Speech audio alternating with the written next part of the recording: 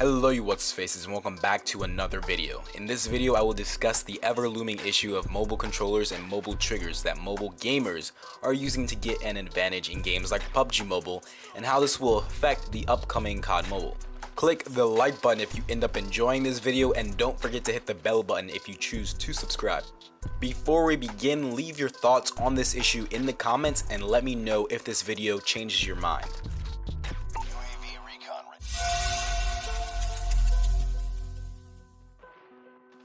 For many years, mobile gamers have enjoyed support for their Bluetooth controllers with games like Modern Combat 5, and then Pubg Mobile comes out, and it seems like the best game to use Bluetooth controllers in, and people use it for a few months or so. They even use mouse and keyboard, and then it gets banned, but for good reason. As a business, Tencent has to keep in mind the fact that the casual player is going to get crushed by anyone who's adept with using a Bluetooth keyboard or a controller.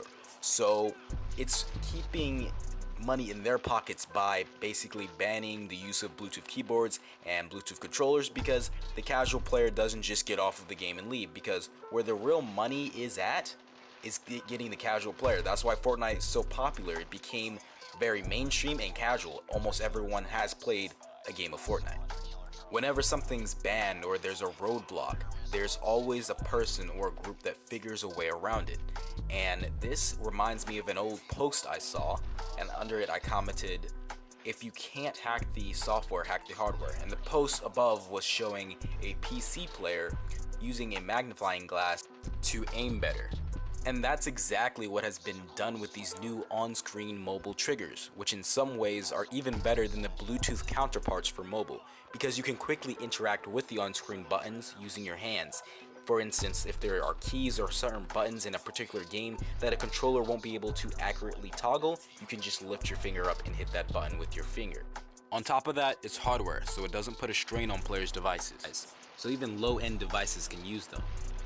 There's also no Bluetooth delay, as some cheaper Bluetooth controllers suffer from. Speaking of price, the highest price of these controllers you will see is no more than $25, with the lowest models costing around $2, whereas good Bluetooth controllers can cost up to $60 or more, not even mentioning the very likely possibility of getting banned by Tencent.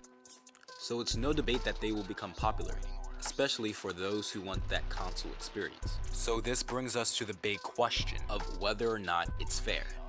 JayTigon, of course it's unfair, many of you guys will state. Yes, that's what I thought initially as well, but upon more rigorous thought, is this unlike the famous scuff gaming controllers that the pros use competitively for console gaming? Those professional controllers provide an immense advantage, as they allow the users to toggle buttons faster and move comfortably for a price. And as I said before, they are legal in pro competitions. So how is that any different from on-screen mobile controllers? The mobile controllers allow you to shoot faster, move easier, and hold the device more comfortably. So the truth is, it's not different. But that doesn't mean the use of scuff controllers are fair. They give you an advantage that you don't have to work for, and it's something that not everyone can afford. Although, it's the same with having a better console. For example, the base Xbox One and the Xbox One X, or the iPhone 5 versus a better phone such as the Razer phone that has a 120Hz refresh rate. That's an amazing advantage against other mobile gamers, but you can't really do anything about it because it's on the home front. On the home front, there's no true way to regulate these discrepancies. So a mobile gamer is left to deal with these issues just as those on console do when they run into players using better hardware, such as an Xbox One X and a scuff gaming controller, or those on PC having to deal with people with insane gaming rigs. It's not like we haven't faced this situation before. It's the same thing as going against someone with a better phone. There is essentially nothing Tencent or any other game publisher or developer can do about it, because it's your own hardware. So whether or not it's fair in this situation doesn't really apply. There's nothing me, you, or Tencent can do about it. If someone wants to play with a mobile controller, they can do it because it's a hardware upgrade essentially. You can't touch them.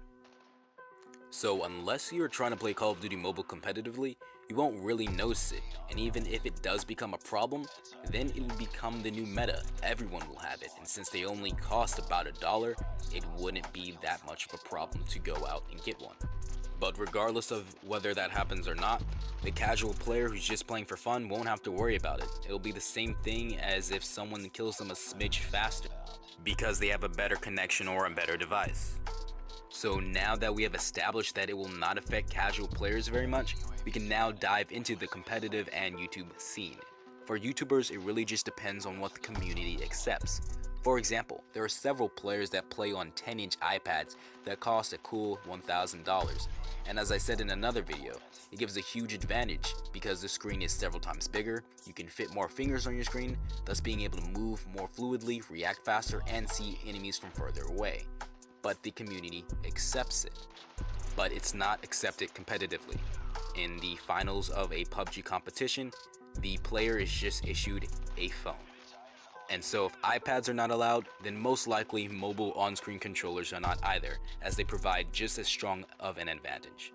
So in that case, the only thing that is really fair is just a regular phone, no tablets or phablets, just a regular phone that you use your fingers on. And if you don't know what a phablet is, it's just a really big phone that kinda is almost a tablet, but it's just like a smaller tablet basically. That, as of the current state of mobile gaming, is what is considered fair or league rules. So these mobile on-screen controllers are comparable to users who use 10-inch tablets. It all really comes down to the fact that you're doing it in your own home. It's a hardware or a physical advantage that the game really cannot do anything about.